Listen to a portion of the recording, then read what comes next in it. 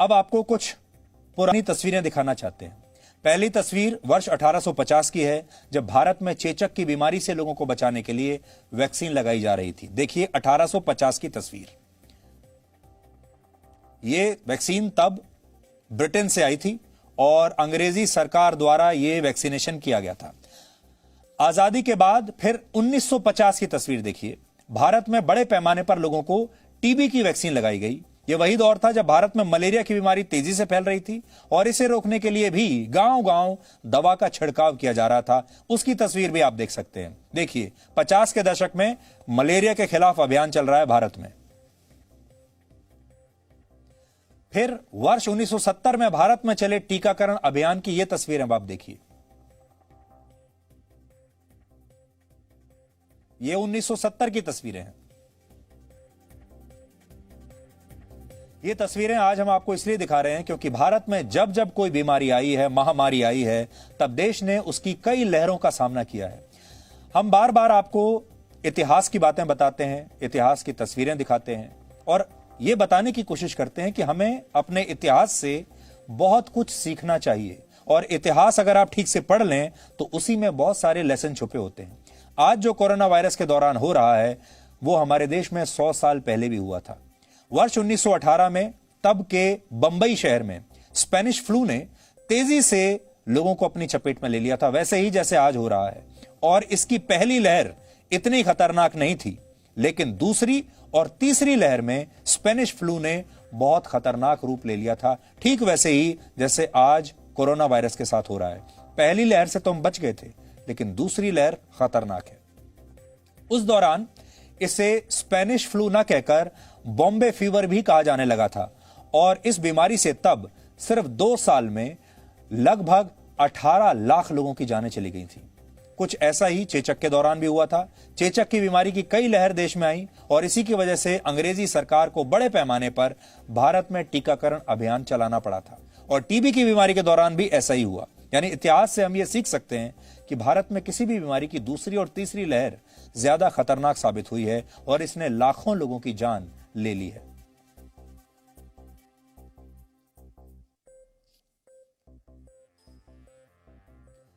अब आपको आज की एक बड़ी खबर बताते हैं।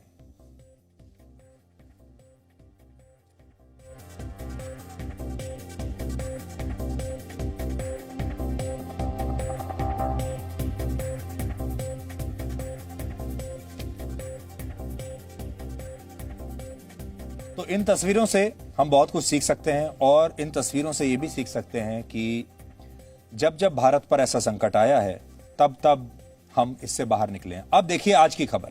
ऑक्सीजन की कमी को लेकर दिल्ली हाई कोर्ट ने केजरीवाल सरकार से आज कई बड़े मुश्किल सवाल पूछे हैं। केजरीवाल सरकार से पूछा कि आखिरकार उन्होंने ऑक्सीजन की सप्लाई के लिए क्रायोजेनिक टैंकर्स का इंतजाम पहले करके क्यों नहीं रखा, जबकि केंद्र सरकार की तरफ से इसका आवंटन हो चुका था।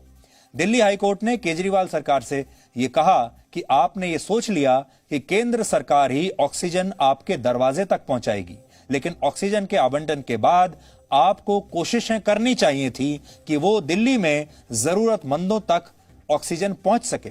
तभी राज्य खुद ऑक्सीजन के लिए टैंकर्स का इंतजाम सारे राज्य जब खुद कर रहे हैं, अगर आपके पास टैंकर नहीं है तो टैंकर्स की व्यवस्था आपको पहले से करनी चाहिए थी और आपको यह व्यवस्था करनी होगी। दिल्ली हाईकोर्ट ने यह भी कहा कि अगर 3 दिन पहले ऑक्सीजन का आवंटन हो चुका था तो आपने अपनी तरफ से ऑक्सीजन के टैंकर्स के लिए क्या किया। हाईकोर्ट ने दिल्ली सरकार की तरफ से पेश हुए वकील से कहा कि आपके पॉलिटिकल हेड खुद एक एडमिनिस्ट्रेटिव ऑफिसर रह चुके हैं। यानी वो केजरीवाल के लिए कह रहे हैं कि केजरीवाल तो खुद एक बड़े सरकारी अफसर रह चुके हैं, वो बेहतर जानते हैं कि यह काम कैसे किया जाता है।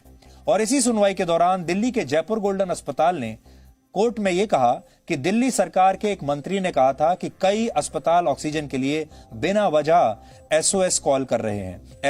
ऐसे में हम ये पूछना चाहते हैं कि आखिर किसी मरीज की मौत होने के कितने घंटे पहले हम उन्हें कॉल करें। इस अस्पताल की तरफ से दिल्ली हाईकोर्ट में आरोप लगाते हुए यह कहा गया कि दिल्ली सरकार के अफसर बिल्कुल नाकाम हो चुके हैं। उन्हें यह नहीं पता कि ऑक्सीजन की सप्लाई चेन कैसे काम करती है। यह अस्पताल कह रहा है। अस्पताल ने हाईकोर्ट में यह भी आरोप लगाया कि उन्होंने अपनी तरफ से टैंकर देने की पेशकश भी की थी, लेकिन केजरीवाल सरकार ने उन टैंकर्स को लेने से इनकार कर दिया। हाईकोर्ट में केजरीवाल सरकार ने यह माना कि उन्हें टैंकर्स का ऑफर मिला था, लेकिन उन्होंने इस पर कोई कदम नहीं उठाया क्योंकि उनके पास टैंकर्स पहले से मौजूद थे। दिल्ली की केजरीवाल सरकार पर न सिर्फ दिल्ली हाईकोर्ट और अस्पताल ने, बल्कि ऑक्सीजन सप्लाई करने वाली कंपनियों ने भी अव्यवस्था फैलाने का आरोप लगाया है। ऑक्सीजन सप्लाई करने वाली कंपनियों का यह कहना है कि दिल्ली में ऑक्सीजन की किल्लत के पीछे केजरीवाल सरकार का कुप्रबंध है, यानी वो प्रबंधन ठीक नहीं कर पा रहे हैं। इन प्राइवेट कंपनियों का कहना है कि दिल्ली सरकार ये नहीं बता रही कि किस सप्लायर को किस अस्पताल में ऑक्सीजन की सप्लाई करनी है। ऑक्सीजन सप्लाई करने वाली सबसे बड़ी कंपनी आइनॉक्स ने दिल्ली सरकार को चिट्ठी लिखकर इस मामले पर साफ साफ निर्देश देने के लिए भी कहा था।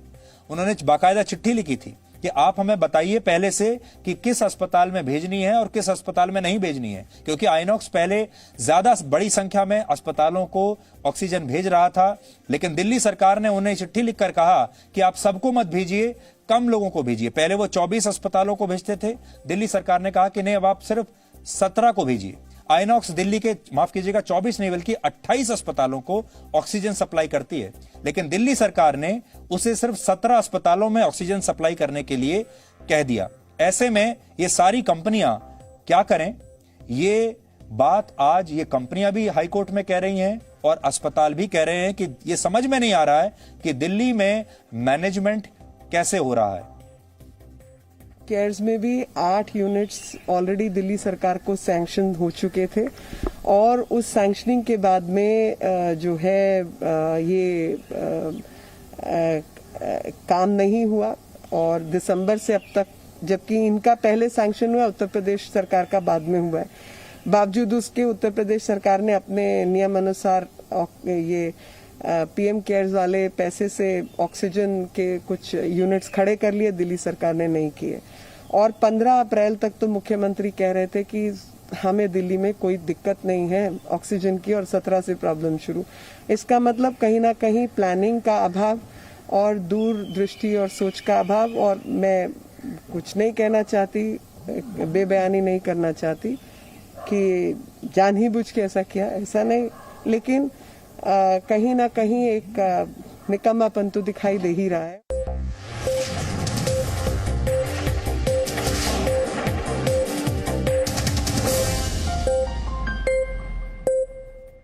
Presenting B News app, available on Google Play and App Store. Download it now.